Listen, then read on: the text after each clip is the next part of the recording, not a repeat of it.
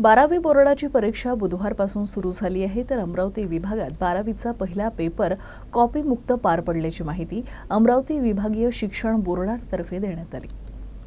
विभागातील अमरावती, अकोला, बुलढाणा, यवतमाळ आणि वाशिम या 5 जिल्ह्यांमधील एकूण 536 केंद्रांवर परीक्षा घेण्यात आली। बुधवारी परीक्षेच्या पहिल्या दिवशी सकाळी 10 वाजल्यापासून परीक्षार्थ्यांची गर्दी परीक्षा केंद्रांवर सुरू झाली होती।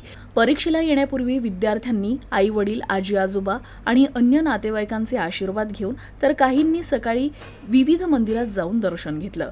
आपल्या पाल्यांना परीक्षा केंद्रांवर सोडण्यासाठी काही पालकांनी सुट्टी घेतली होती, तर काही जण अर्धी रजा घेऊन आले होते। पेपर सुरू होण्याआधी केंद्राबाहेरील परिसरात विद्यार्थ्यांनी नोट्स, पुस्तकांवर अखेरची नजर टाकताना दिसून आले। काही जणांनी चर्चेची उधळण केली।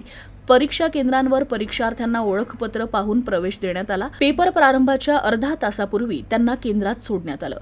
परीक्षार्थ्यांना पेपर नीट वाचता यावा, ते गोंधळून जाऊ नये यासाठी 10 मिनिटे आधी पेपर देण्यात आला। प्रत्येक केंद्रांवर पोलीस बंदोबस्त होता। परीक्षेतील पहिलाच पेपर इंग्रजीचा असल्यानं शिक्षण मंडळाच्या विभागाची भरारी पथकांनी विविध केंद्रांना भेटी दिल्या। परीक्षार्थी, पर्यवेक्षक आणि केंद्र संचालकांना केंद्रावर मोबाईल घेऊन जाण्यास बंदी होती। पालक, नातेवाईक आणि मित्रमैत्रिणींनी पेपर सुटेपर्यंत आपल्या पाल्यासाठी परीक्षा केंद्राबाहेर थांबून होते।